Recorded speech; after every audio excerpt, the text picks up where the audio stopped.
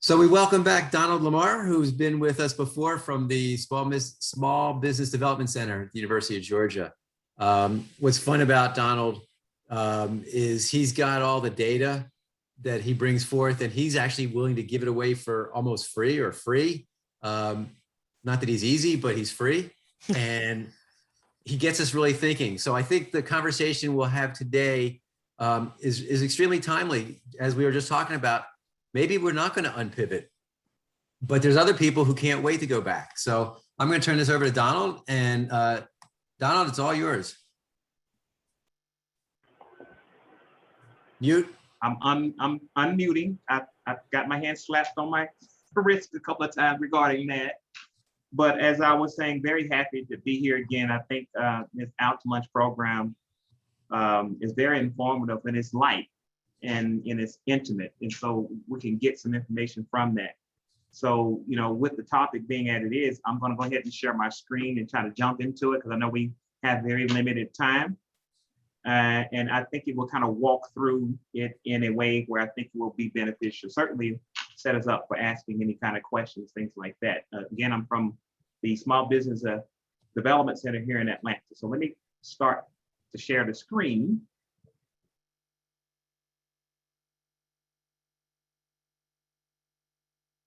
Not yet. And can you guys see that? Got it now. Okay, I'm gonna go ahead and put it in presentation mode. Can you guys see that as well? Now I got two screens showing. You were better off before. Okay, well, let me stop real quick.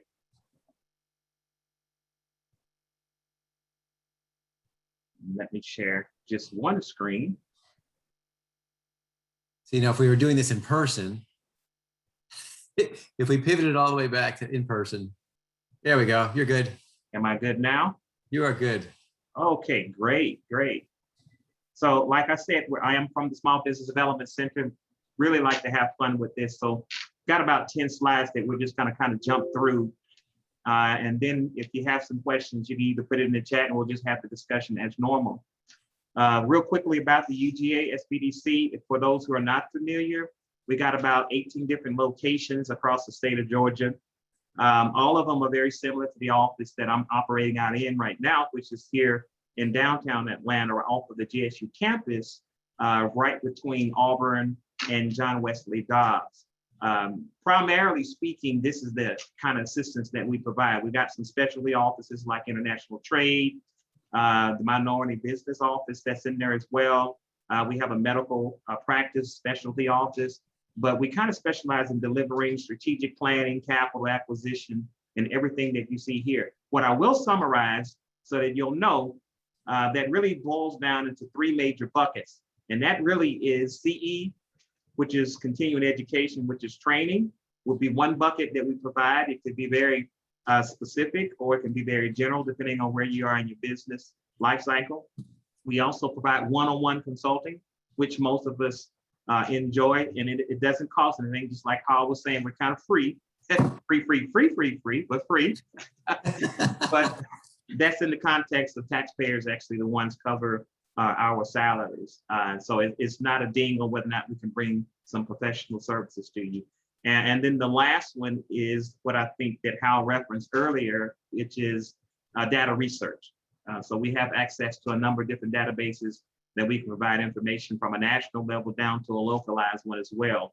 And it's very, very powerful, and it can assist you in many different ways. So I want to make sure that we talked about that. So what do we do? What has happened? When we were no longer able to change, we were challenged to change ourselves, right? That's what the pandemic really kind of did for us. It caught us all off by surprise. And we want to think that we were prepared. Even big business wants to think that it was prepared, but until it actually happened, maybe a disaster recovery company, and even disaster recovery companies like, really, this is the real disaster. Now we've got to implement what we talk about, but we have to change ourselves in order to kind of adapt or to kind of move along. So let's take a real quick roadmap in view. Why pivoting may have been necessary anyway. Let's kind of think about it. This is a survey kind of on the outside of these dates here. 2019 and 2020, 43% of the companies that are out there, regardless of industry, were more heavily on those that are not on the tech side, in the digital side, closed due to COVID-19. That's a huge amount of number. 39 to 55%, reduced active employment depending on the industry. Some were even higher than 55%. And you know that just by the distinction between, I would consider mainstream, restaurants, movie theaters, stuff like that, they were completely almost shut out, right? Versus others that might have been some kind of a hybrid approach. And usually speaking from small business firms, and this is what I found a statistic that was kind of mind-boggling, firms with expenses greater than 10,000 only had about 2 weeks of cash on hand for operations. So that's almost like falling off of the cliff. When you think about these kind of major things that come in and just disrupt all together. And even speaking in disruptions, the supply chain, whether it was up or downstream, just completely decimated in some cases. This is the reason why pivoting, it became even a word, right? And then no risk mitigation, disaster recovery planning, or anything like that in place for most of us. We had to pivot, or we were going to die in some cases. So it wasn't whether a real question. So I wanted to give you just some real quick things. Now, the way I kind of sum things up is, how did you respond once this crisis hit, right? And there are really two schools of thought here. You're either going to react to it, or maybe you had planning in place, right? It's one or the other. So let's kind of walk through that. If you're reacting to a situation like a pandemic, you're going to create stress. Obviously, you're going to be missing opportunities because you're in a period of confusion, right? Loss of information, you make rash decisions, a lot of common mistakes, and you find out being led by whoever you think is getting you out of this mess. So you kind of follow the leader in that regard. So reaction is kind of what happens when you're not prepared. Whereas if we were looking at how you really would do things, although it may not be a pandemic that you might know about, but there is such thing as called anticipating risks and categorizing it and putting in mitigation procedures so that you can avoid some major things that might happen to your business. So if you were planning for these things, it gives insight, right? It promotes research. You have informed decisions that can be made, and you tend to avoid some common mistakes, and you come from a position of leading other than being led. So hopefully that kind of makes sense to you. And we'll talk about it a little bit deeper, but this is just a few slides to get us thinking about at least my thought process in it. So what should you do? What should you do? Number one, I've got 4 steps here. Conduct a lessons learned exercise. Most of us don't really think about what that really means. Maybe at a project level, if you're happen to be in that space. But there's a lot of lessons we learned from recognizing the mistakes that we made during that period of time, observing what actually works. Remember, we had discussion just a minute ago about, are we going to just completely pivot all the way back? Does it even make sense to pivot all the way back? If you're making more money, with less resources being digital, then you probably might want to keep that strategy in place, right? So then you want to document, and then you want to share that experience with others. So conducting a lessons learned exercise is very, very valuable because it sets up the next stages that I'm going to be talking about here, right? So step 2, if you happen to be in your specific industry, we want to take a look at that. So study your industry, right? You know what business you're in. Here is a way that I, just for an example of coffee shops and snack bars, this is an example of some of the database access that we have here at SBDC. I can actually go in based on my NAICS code, and I can understand what the industry trends happen to be. Now, usually a document like this might be a 40 or 50-page document that gives me insight on what really happened in my industry, specifically around the COVID-19 pandemic, right? There's a lot of insight that can come out of that. And in this particular case, what we're looking at is limited service restaurants show growth. So if you were to look at the full page report, then you would get an understanding exactly what your industry, how your industry was responding, how your industry was working through, and what some of the strategies from a strength, a weakness, an opportunity, and a threat standpoint is happening in your very specific industry. Because you want to make sure that you get not only a big nationalized picture, but find out what's happening right around the corner from where you're located. So primary research and secondary research becomes extremely important, and you having access to those type of resources will go a long way for you determining whether or not you are repivoting or you're not pivoting. What is it that exactly are we going to do? It's all data driven. You know, the numbers tell the story, right? Emotions just make you do what you don't want to do. Let the numbers tell the story for you. So what would you do after you did the study? What's natural? You're developing a strategic plan. In some cases, the way I look at it, and I do this with regardless of whether how large the company is. Of course, we're not talking about, you know, having some exhaustive, in-depth strategic plan around what you studied and the lessons learned that you learned, but you still need to go back and revisit whether or not your vision makes sense from coming through this pandemic. Is your mission the same, or has it kind of changed? You know, what do you need to do in terms of shifting? So that plan could be as small as 6 months or even 12 months, which typically is the length of a strategic plan. But now that everything is so tightly knitted, with the exception of what's happening, you know, with these major disruptions like a pandemic, you may need to get a little bit tighter on your strategic planning, because things are going to be changing. We live in this world now where, I forget the term that everybody, the agile world, right? Everything is happening real quick. We're learning very quickly. We're getting the information out and we're pulling it back in. So what would you be focusing on when we're talking about developing a strategic plan? Well, you're taking the study, you're looking at the trends that the data and information is sharing with you, and now you're developing specific strategies that will allow you to accomplish some of the goals moving forward within the 6 and 12 months that you have from coming through a pandemic. So what happens after you develop this strategic plan? Then you have to do something. You know, a lot of people stop right there at a strategy side, but they don't actually go to the action plan, right? You have to do something. Nothing gets done on its own. You have to actually go and determine that you have what we consider these objectives. And everybody's heard about the SMART objectives, what the specific, the measurable, the actionable, the timely, right?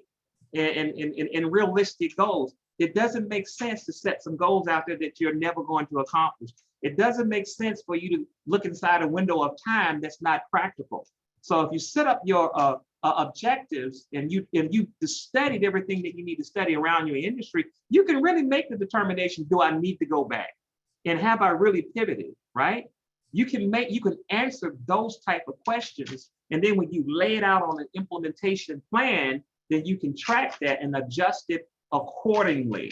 So it's really a really simple framework to try to get an understanding of where you need to go, you know, based upon the pandemic, and answer this question that's really over all of us, you know, from not having mitigation plans in place, not really paying attention to risk and how it can affect me and or my business, to all the way to, hey, I've changed. I don't want to go back. I want to keep this. I have a hybrid model. What makes sense to you based on the research and the numbers, right? So let's take a lot of the guesswork out of it.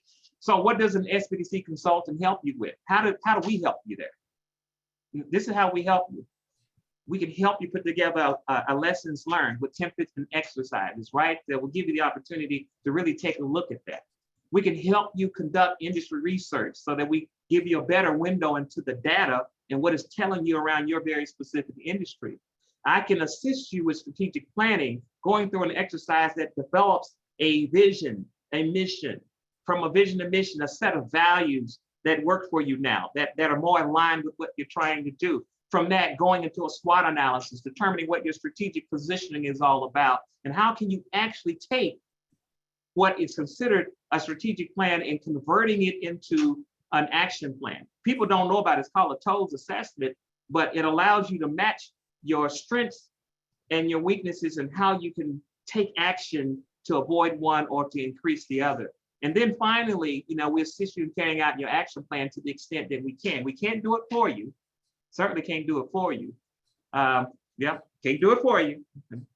Did I say it? Can I say it again? Can't do it for you.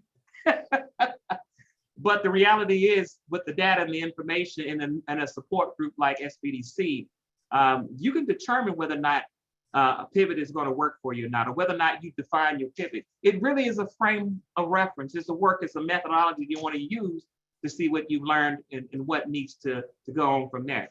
So with that, I'll go ahead. I know it's only about 10 minutes long, but you can stay connected with us in this way.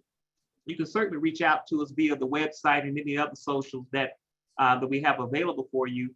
And we can open up the floor for some conversation. I'm always game for a little convo.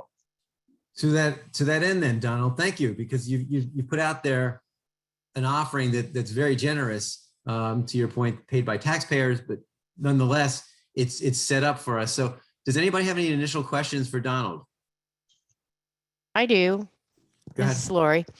Donald, great presentation. Loved it. And I'm actually somebody that used your services when I was first setting up my business many years ago. And actually hearing your presentation, I'd like to connect with you since we're growing another line of business, and this would be a great activity to go through. So I just want to say that this service is fantastic, and it really helps you have another authority to help you work through those steps. So thank you. And my question is, do you also help, like we recently re-upped our presence in various Georgia and federal databases. Mm-hmm. Do you help with those types of initiatives as well? Absolutely. What we now, and let me say it in this way, we do develop a number of different procurement programs depending on your or segmentation, the size of company, where you are in your company's life cycle, so to speak. But in the Office of Minority Business, but me personally, I've grown my business to the extent to where I've gone through a lot of the certifications here in the state of Georgia. And so looking at certifications from whether it be a minority standpoint or whether it be a procurement certifications that are required for like the Department of Administrative Services, GDOT, or some specific industry related ones, we can help define what the certification is and what requirements are and how we can help utilize our resources to get you prepared to get in there. For example, Georgia Minority Supplier Development Council that exists out there. You know, they have a certification program, and it's out there on the website, but a lot of people don't necessarily understand how it ties to some of the federal certification that you can get. So you have woman-owned certification programs that come through the SBA. You have certification programs that may be specific by the Georgia Department of Economic Development, where there's just opportunities to see what either, if there are grants, I hate to say the word grant, because people like, no, give me the grant, give me the grant. Well, there are very little grants, but there are grants that are available, but just pinpointing, that information and giving those resources to you from a certification standpoint, I think would be valuable. To answer the question, I know it was long-winded. Thank you. Yes, thank you. Other questions for Donald? While people are thinking, Donald, the one that caught me was the industry trend reports. What kind of things will people see there? Because listening to you say that, it's almost like, how can you not do it, right? There's that phrase that says, it costs nothing to listen. Right. So how can people not use that? Well, I don't know how you not use it, simply because unless you don't know it's there. Because see, everybody understands when you say demographics, everybody understands, that there's census information, everybody understands some of the preliminary things like that. But what people don't realize is that when you're building these business plans, when you're trying to make a conversation with a financial institution, when you're really trying to get, especially as a startup, it'd be different if it wasn't, but it is absolutely necessary. It's like you're in a startup, and a startup in some cases defined not because you've registered with the state of Georgia, but a startup for most banking institutions is going to likely be, you got to be in business for 2 years. So you could be hitting real hard for 24 months, still be considered a startup, right? And so banking institutions will look at you like that. They'll say, well, hey, you don't have a track record. So everything is about you and all about the research that you can garner to let me know that this is a marketable and a viable, a problem-solving business, right? So nothing other than the trending reports and here's a real good example of how a bank would look at that. There are have everybody heard of the 5 C's of credit? Have anybody heard of what the 5 C's of credit, if you're looking for a loan and all those kind of things that most banking institutions would look for is either it's going to be credit, collateral, conditions, capacity, and all of that. When you start looking at conditions is what we're in right now as a pandemic. So a banking institution will say, well, here's the condition that determines whether or not I want to lend you some money. You can have all the capacity in the world, you can have everything else, but these conditions are telling me that this is not a market for me to give you, or promote some kind of lending opportunity for you. So if you're able to get a report like the ones I'm talking about, it will have sections in there that talk about how corona virus affected your specific industry. And here are some points you want to take a look at. And this is how it ropes into the trend. So these reports basically help develop that business plan and that marketing strategy that you're after. So does that kind of answer the question for you? It does. It does. I always look for reliable information, reliable business information, and sometimes the internet is just not the place to do it. So, all right, we're going to wrap up, being respectful of everybody's time. I want to share just a quick note that next week, Kelsey Geist will be back with more wild stories about workplaces and how to deal with employees and what they're asking for and such. So she's got some things to keep you out of trouble there. The week after that, trends in rebuilding post-pandemic partner teams. So the question there is whether they're internal people or your small business and you're partnering with people, what do we got to do to be helping each other? Because it's a changed environment. Just the way Donald was saying, do you pivot or not?